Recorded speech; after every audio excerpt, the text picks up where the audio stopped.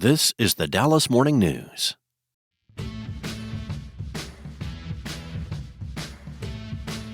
And hello, and welcome to this week's episode of SportsDay Rangers. I'm John Blake.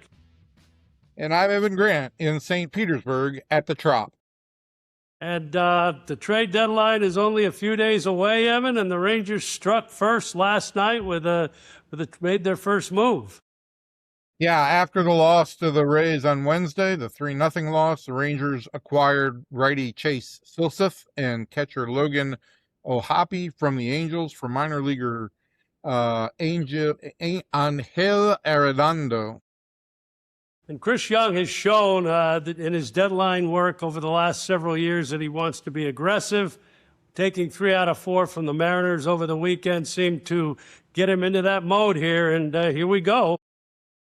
Yeah, and listen, I think that the need for a right-handed leverage arm became dire after Tuesday's win, and we weren't aware of it. But at the time, Jacob Junis had strained an abductor in his groin area, and he's been placed on the IL as of Thursday morning.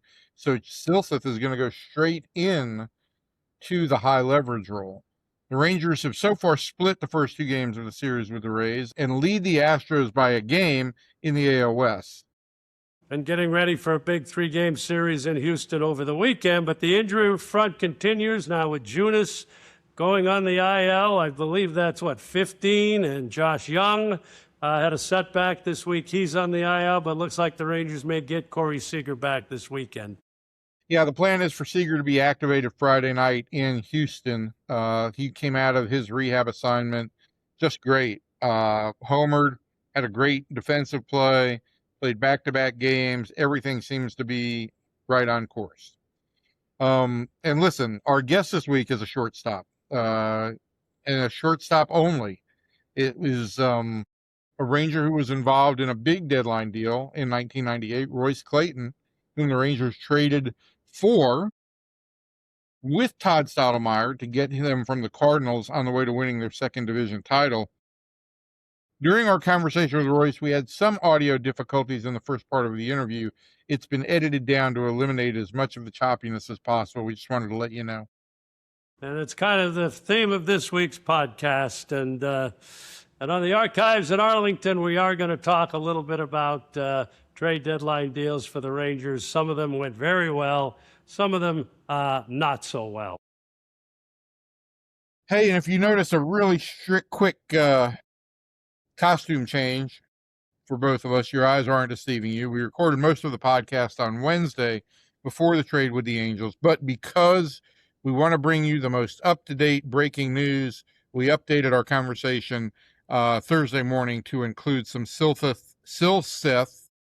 It's not a good name for a guy who's already got a lisp to try and pronounce, and O'Hoppe trade. But you notice I did put on the same shirt that I was wearing yesterday because I am all things about making this podcast as consistently positive as I can. Bottom of the ninth, bases loaded. Here comes Jimmy Dale from Baker Brothers Plumbing, AC, and Electrical. Thanks, Chuck. When your home pitches curveballs, Baker Brothers knocks it out of the park. Home run, Baker Brothers. Incredible. As the official home service partner of your Texas Rangers, we're offering $300 off a tank or tankless water heater. Another winning call. Visit callbakernow.com or dial 214-342-1171 today. Baker Brothers. Great service. But anyway, I will be honest here. I mean, a week ago, Rangers had lost 2 out of 3 in consecutive series coming out the break. Now they Seattle series. I mean, I've got to admit, Evan, I don't know, and I don't mean to be. I was not very impressed with the Mariners, and you know, people have been talking about the Mariners as being the favorites and the way they're playing. And the Rangers went in, and they could have easily won and swept the 4-game series. But the Rangers have a lot of momentum right now, and they're getting a lot of timely hitting. And just let's take the game on Tuesday night in Tampa. Cal Quantrill comes in and throws his best game of the year, and Austin wins, who was starting for the second, third time, hits a big home run. They're getting production and contributions from so many people on this roster right now. Yeah, I mean, I asked Skip Schumacher on Tuesday night if it was the best team win of the season because, when you do get 5 shutout innings from Cal Quantrill against the best team in the American League, when you do get a home run from a guy who was 4 for 44 or whatever he was going into the game, and Wins also had a great at bat for a 9-pitch walk, and obviously Nicky Lopez continues to turn in great productive at bats, even if sometimes they're outs, right? He had a 10-pitch walk. He had a big sac fly. They are getting team baseball. Skip, surprisingly enough, in the 15 minutes after the game, couldn't catalog all the team wins, but he did indicate, look, that there's been a number of these lately, and I have to agree that they are playing the style of baseball now for really an extended period of time that I think is Skip Schumacher's style of baseball. This team has taken on his identity in terms of the style that they want to play. Some of that is the fact that they're missing 2 big guns in Seager and Young. Some of it, I think, is that there are more guys here willing to say, I trust the next guy will get it done. I trust that things will work out here. And I don't have to go up there and make everything happen by myself. So it's been a good stretch, and I know it's hard to get emotional at the trade deadline and base something on 1 or 2 series, but I think if you go back to the end of May, really two months, yeah, they're 29-21. It's the second best record in the American League, I think, behind Boston. And they've got the best offensive numbers from an average OPS and slugging standpoint. Yeah, so they have slowly crept up, and as we sit here today, John, right, they have their biggest lead in the American League West to this point. They're at a high water point, which, that's a low bar, right? They're 3 games above 500. They're also, as of this morning, they're a half game back of the White Sox for a bye. Right. Chicago's got a half game lead for the second best record in the American League.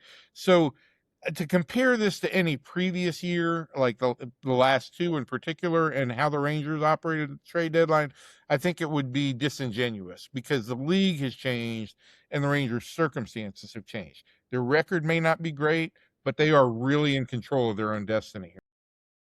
And I don't think, and Jock Peterson obviously has gotten this bad rap here last year, and it has not been a smooth couple of years here, but what he has developed into gives the Rangers a dangerous left-handed threat, and I talked to you about this a little bit over the weekend, who can hit home runs at Globe Life Field. He can, and the leadoff home runs, and on a team that doesn't have that dominant offensive player like Yordan Alvarez or a guy like that, he becomes a real threat to this lineup.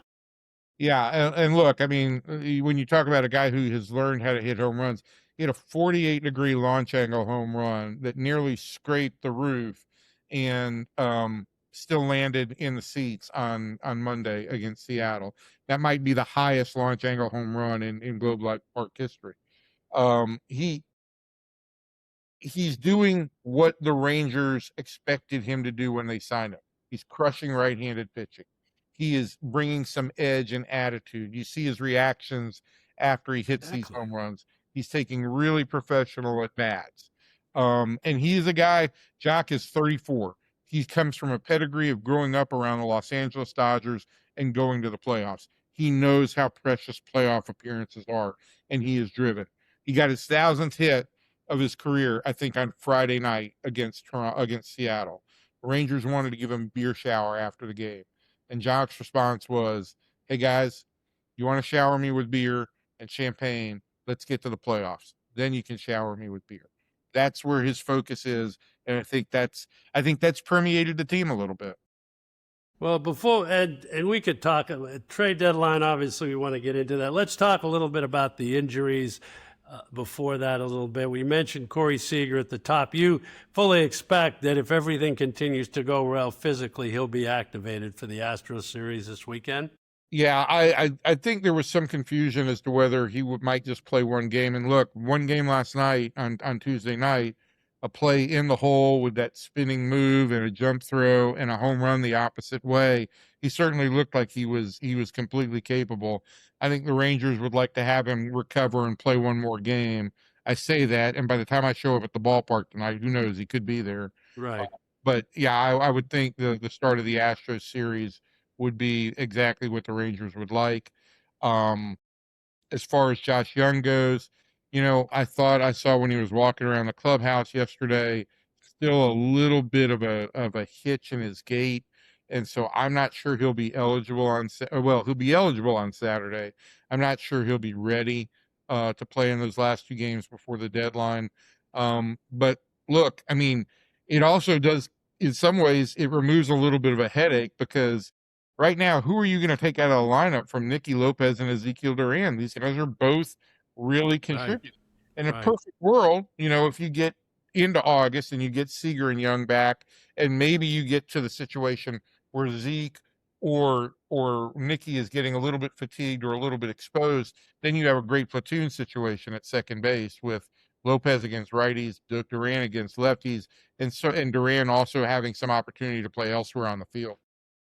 And lastly, before we get into the deadline, Jordan Montgomery had a pretty impressive start in his last rehab outing for Round Rock. What's the latest with him?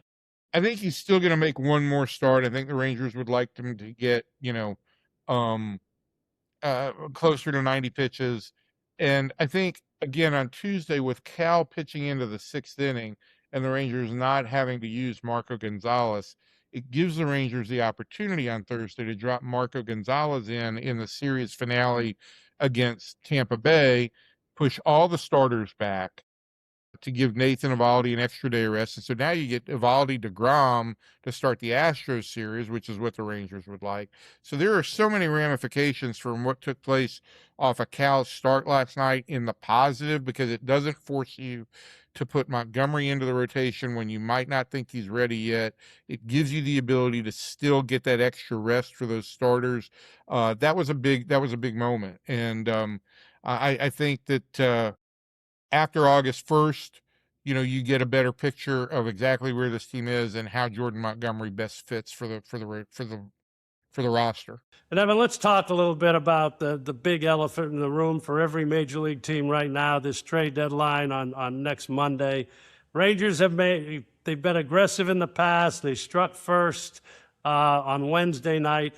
What else do they need? Does this solve the catching problem with catching issue with O'Hoppe, or are they still be looking for more catching and more relief pitching? Well, I think, John, obviously with Junis going on the IL, they still need to look for another right-handed relief arm, because who knows how long Jacob is going to be out with this issue.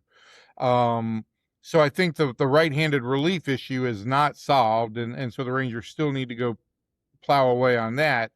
As for catching, I think the O'Hoppe deal is more of a long-term type acquisition.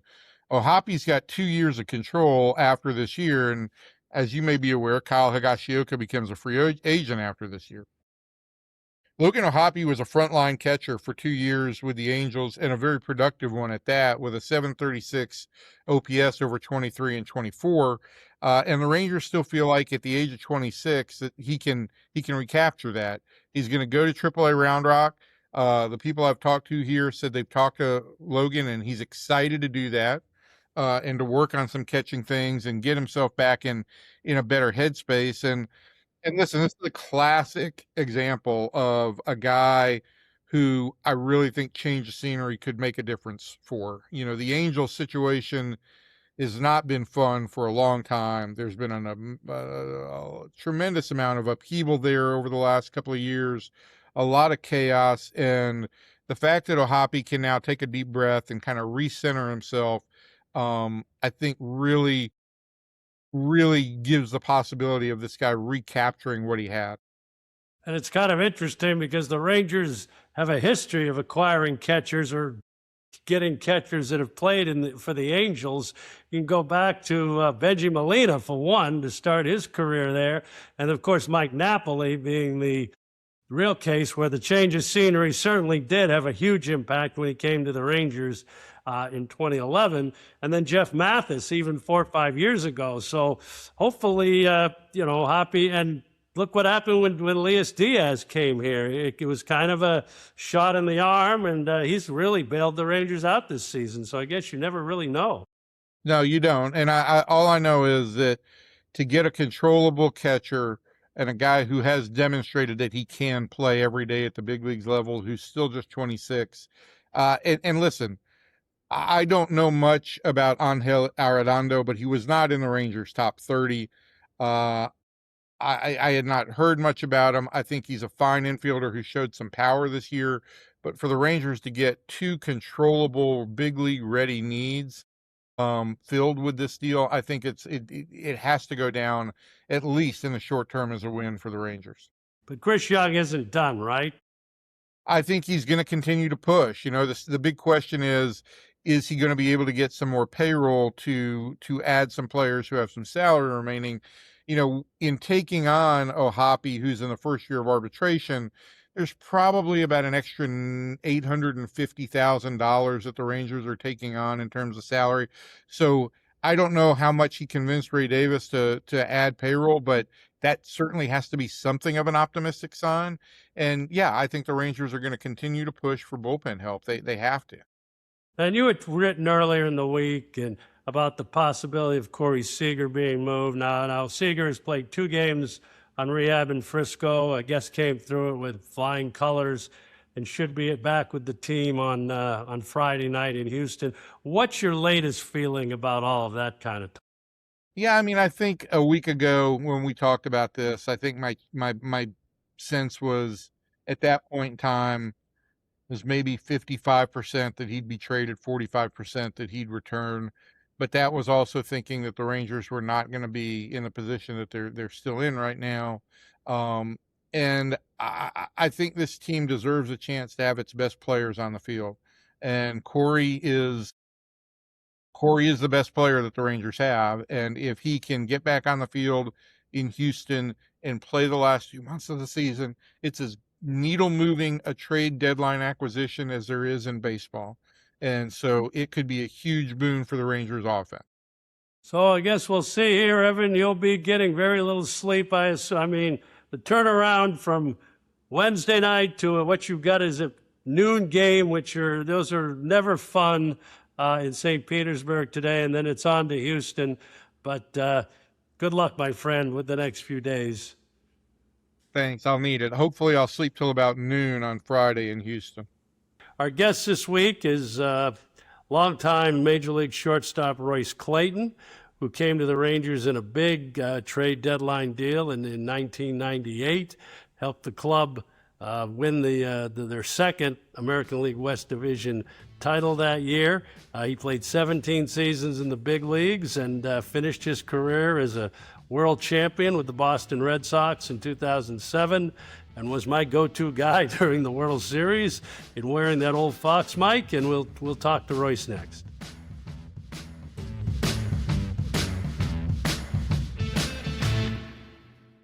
Well, our guest on this week's episode of SportsDay Rangers is Royce Clayton. Played 17 years in the big leagues with 11 teams, which I admit I didn't realize until I started looking it up a little bit. Broke in with the Giants in 1991, replaced Ozzie Smith as the shortstop of the Cardinals in 1996, and then came to the Rangers in a big midseason trade in 1998, where Doug Melvin shook up the club and added 3 huge pieces that year.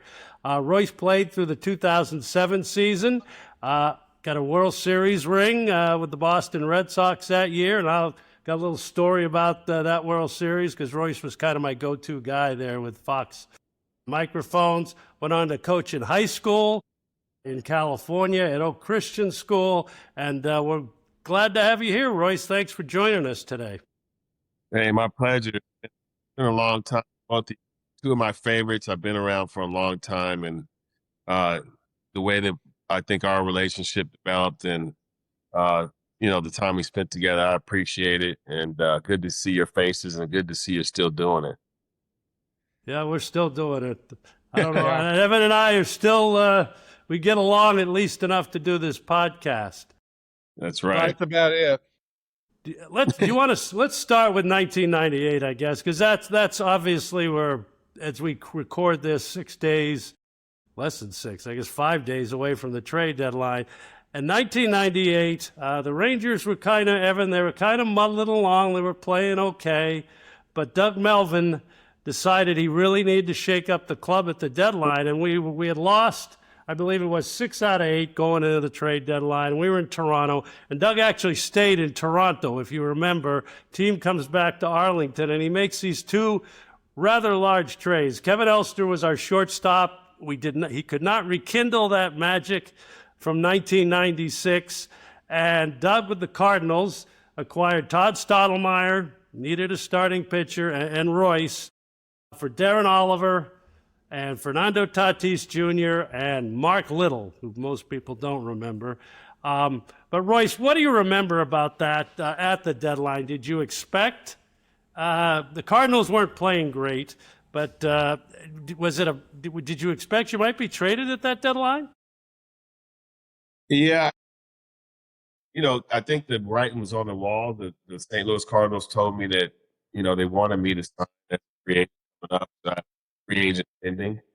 Royce, what was it like coming into this team? That trade, and there was also the Todd Zeal acquisition at the same time. And so the left side of the infield got remade. There was a real need. I remember in late July, the Rangers were flirting with like a 5 ERA in the rotation. There was a real need for a starter. And so it is a pretty big overhaul. And while you and Todd had a relationship, or Stottlemyre, I mean, all 3 of you come into this club. What was it like trying to get everybody like in the same dynamic? I don't think it took much. I think that myself, Stott, and Todd Zeal were experienced pieces. To be honest with you, what I do remember is the presence of Mark McLemore. And, he was kind of me at that time, the glue that brought everything together. Royce, you also had a relationship with Will Clark. I mean, you guys had played together in San Francisco, obviously, for several years. And one thing I remember in September of that year was Will going out there with his broken toe and legging out 2 infield hits in a big game at Baltimore. And we've talked with him about that. We've talked about that with McLemore as well. But, to me, that felt like you guys were 3 games behind the Mariners at that point in time. Really felt like you got a real jolt there. Do you remember anything about that game? I would be lying if I said I did. I don't. It sounds great. And Will's always had that kind of thing where he can remember pitches and sequences 15 years ago. I just remember, I remember, it was intense as far as like, the ground we made up and how it, last few games. I'm sorry, I wish I had a better story about Will's toe than that, but that's all I got. It doesn't have to be about Will's toe. That's all good. And then the Rangers overtake the Angels, over the last week of the season and everything, and win the division. And then you got to play the Yankees, and the Rangers had a very unpleasant experience with the Yankees in '96. Probably should have won that playoff series, but '98, the Yankees won 125 games, and they were a juggernaut. And what do you remember about that series, other than the Rangers couldn't hit at all in that series against the Yankees? Everything just seemed to go their way, and it's just very quickly we're down 2-0. I just remember that happening. It's like, man, it just seemed like we just stepped on the field, but to be down 2-0 that quickly was tough, and it was a great team that we're up against. And then you, of course, remember Game 3, which got rain. We had that long rain delay. Yeah, we were down like 4-0, and we had to come back and at 2:00 in the morning and play like 6. Get like 6 out. They had to get 6 outs. That was kind of a rough way to end that season. Yeah, I remember it well. It's just like, you just hope that we could have, we had a chance if we could have got through that game and found a way to win that game. I think that things kind of stacked up for us to feel that we had a chance for the remainder of the series, but the delay and just not having that opportunity. And once they got ahead, it was tough with the bullpen and Mariota coming in and slamming doors. It's just a tough situation. And then you signed a long-term deal with the Rangers to stay in Texas. And I think maybe the best team we had was in '99.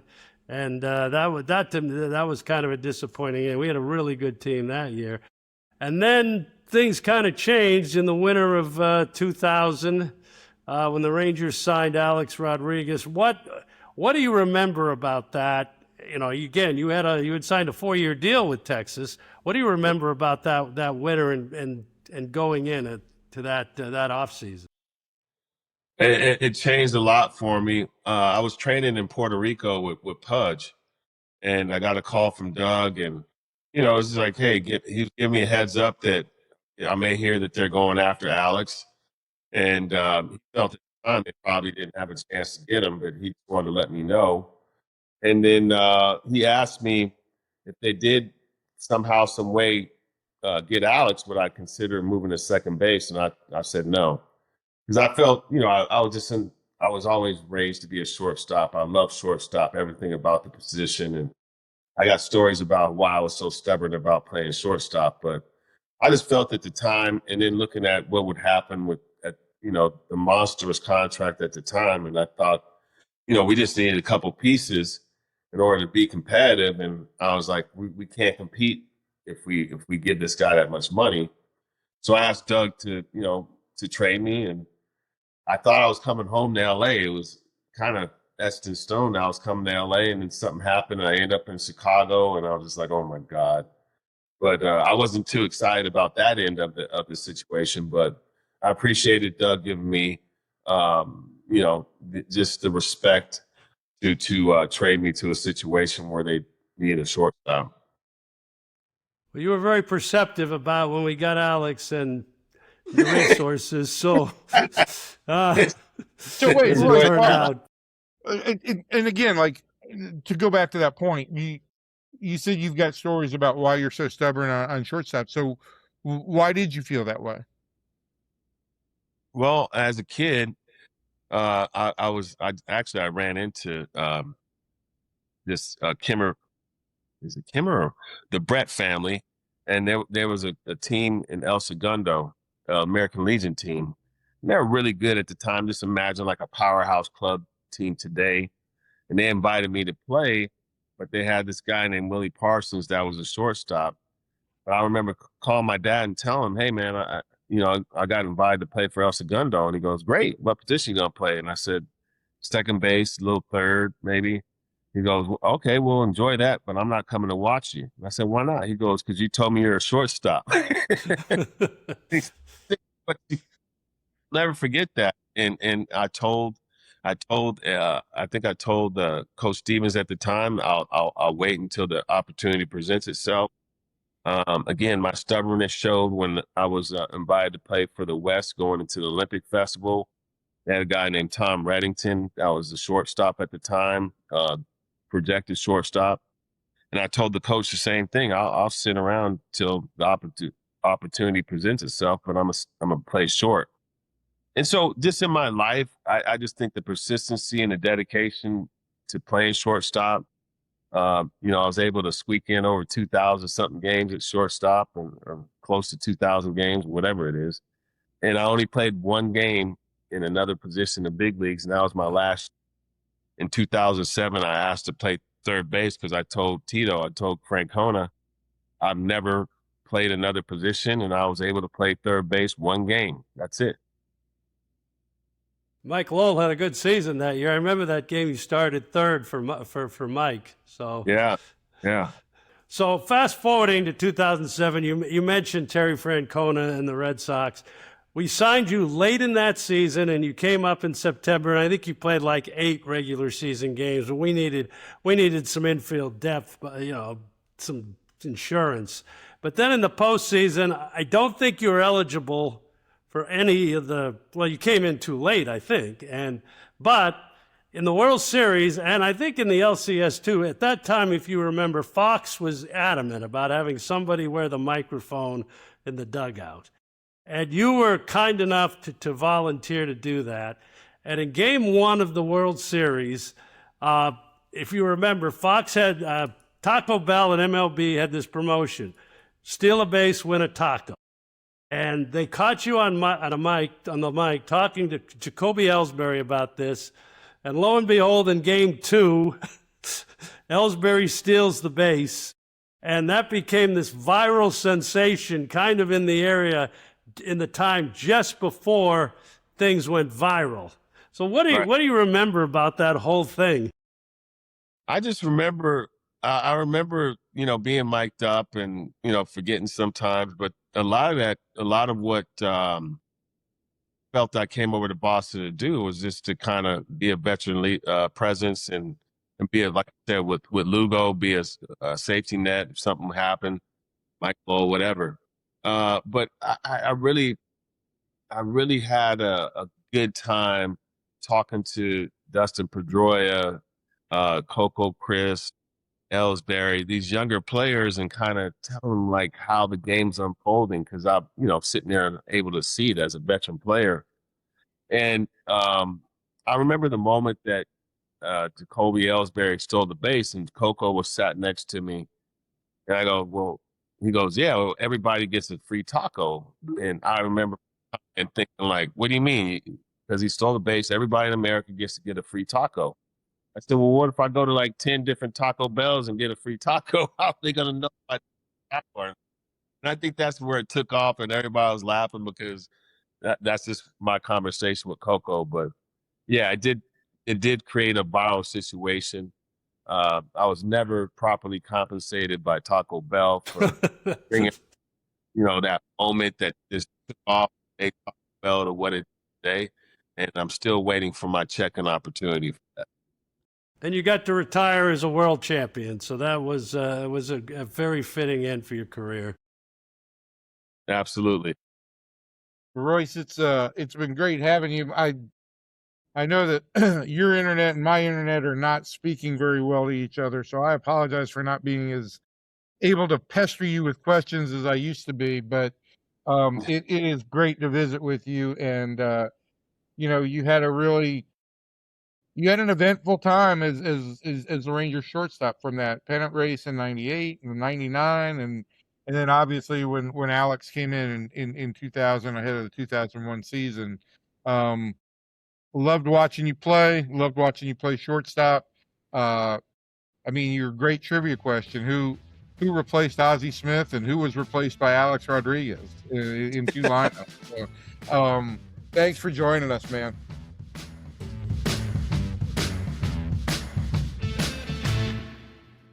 Well, in the Archives in Arlington segment for this episode, we're going to continue to look at the trade deadline over the years. And the obvious ones, I think, for the Rangers' sakes, the big ones, obviously, we talked with Royce about 1998. That was a big one. 1989 didn't go so well when the Rangers acquired Harold Baines for Wilson Alvarez, Sammy Sosa, and Scott Fletcher. That didn't go so well. 2007, obviously, the Mark Teixeira trade, Evan, when they acquired Elvis Andrus, Neftali Feliz, Matt Harrison, Jared Saltalamacchia, put them over the top. The Cliff Lee deal in 2010 was a little earlier, but obviously that was a difference maker. And then looking at Cole Hamels in 2015, even those two trades they made in 2011 for Koji Uehara and Mike Adams were a big factor. And then John Daniels had a couple of not so good trades in 2012 and 2013. He traded Kyle Hendricks for Ryan Dempster in 2012. And then he traded C.J. Edwards and Mike Olt and who else was Justin Grimm for Matt Garza. And despite the fact the Rangers, didn't win that season, but they went to the wild card.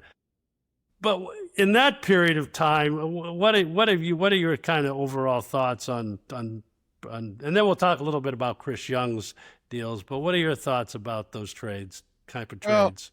I mean, look, the Teixeira trade has to go down as really a textbook kind of trade in which the Rangers really position themselves for the future, right?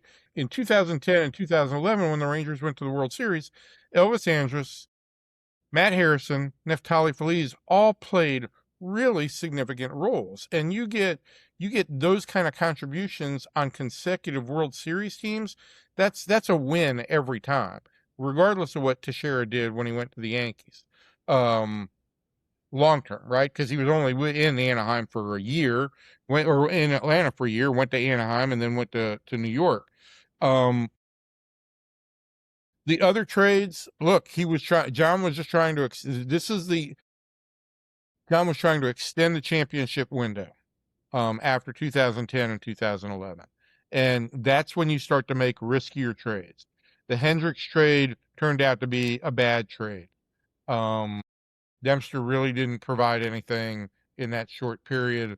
I don't think anybody could have seen that Kyle Hendricks, where he was drafted, was. He did great impressions, though, Ryan Dempster. He was really good. Did have great impressions, and I'm sure he entertained his teammates a lot, but he didn't do anything to move the team. The Garza trade, that was it was a failure. But that season, I think that season was doomed in a lot of ways because you also had to go out and trade for Alex Rios because Nelson Cruz ended up suspended. And the Rangers still made the postseason. And so, if you look at the Rangers' window of contention, which really ran from 2010 through 2016, Elvis was a staple on those teams. And he underperformed some years, and some years he didn't. But you get a guy who did that for a 6-year window in your contention period, you've done well. But then you move ahead to 15 and 16, the Hamels trade. We don't win the division without that. And the prospects you gave away, none of them really. And you got Jake Diekman in that deal. You also JD got Sam Dyson the same day he got Hamels. So that was bullpen on the fly. Those two guys really added a lot to the bullpen in both those races. So, I think when JD had the opportunity to be aggressive, he was. I think the only thing I would say that if JD was tentative on anything, I think the Rangers, both in season and off season, held on to Jurickson Profar past his value. And they could have really turned him into a bounty.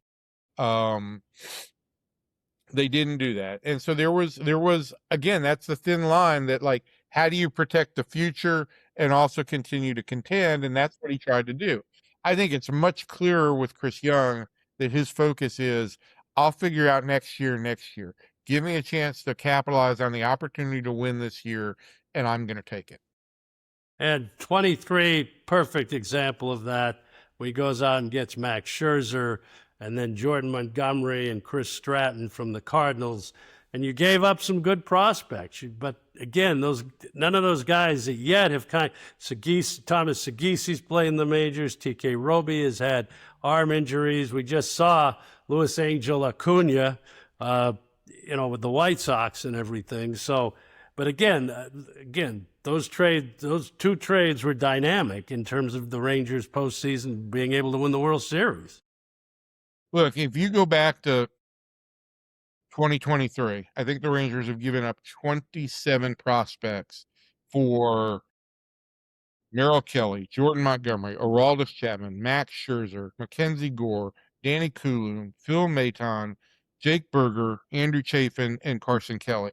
Now, some of those were off-season trades, but they've given up a lot. That's a full roster of AA or AAA players that they've given away in that time. And so you're seeing now that the minor leagues don't have nearly as much capital left in them, but that was the deal. And look, I think in retrospect, you go back, you look at what Chris did in 24. The Carson Kelly deal was actually a pretty good deal if the Rangers had signed Carson Kelly long term. The 3 trades last year, I think the thinking was the price was too high for bats. Let's go improve a strength. And there's some rational thought behind that. But I think if in retrospect, if you had it to do all over again, I don't think you would, because it just didn't really move the needle for them. So we'll see what happens. If there's anything over the years here, Rangers have acquired a lot more pitching than they have position players at the deadline. I did forget 2016 when they did acquire two pretty prominent position players, catcher Jonathan Lecroy from Milwaukee and the recently inducted Hall of Famer Carlos Beltran from the Yankees. And a couple of the guys they traded, were pretty good relief pitchers. Eric Swanson had a decent career.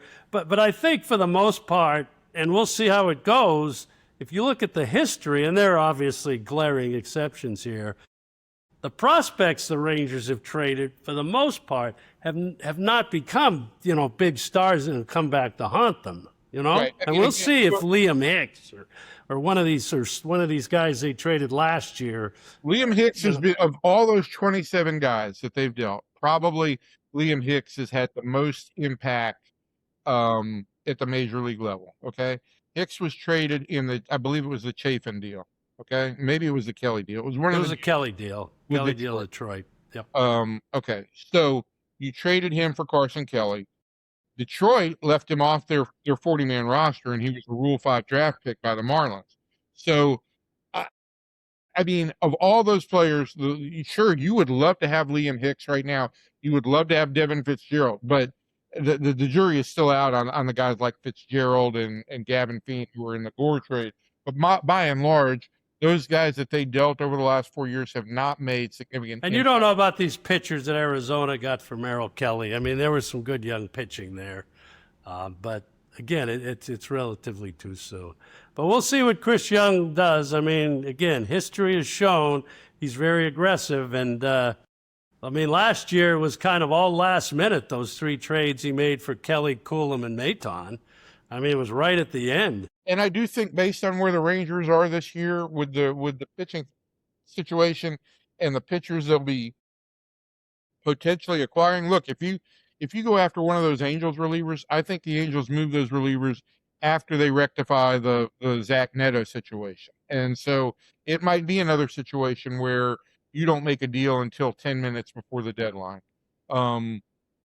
Which reminds me of the time that Darvish tweeted me a picture of him still wearing a Rangers hat 10 minutes before the deadline in 2017 when I said, we still don't know what the deal with Darvish is. And then he was traded to the Dodgers for Willie Calhoun. Yes, he was traded with like 2 seconds to spare. That trade went in. So it's always fun, the trade deadline. It puts a few gray hairs on the PR guy and little screaming over the years of what are we doing here? But are we clear yet? Do we have the all clear? That's the thing, is that fans don't get, like, at 3 o'clock or whatever the deadline falls. I think this year it's 5 o'clock Central Time. Everybody wants to say, okay, the deadline's over, no moves. But moves have been submitted. They just haven't been cleared by Major League Baseball yet. So we have to get an official all clear from you. And over the years, there has been some yelling. I think the Dyson, I'm pretty sure the Dyson deal was done like that. We didn't, that was not announced for 10 or 15 minutes, after the deadline. So a lot of yelling between John and I.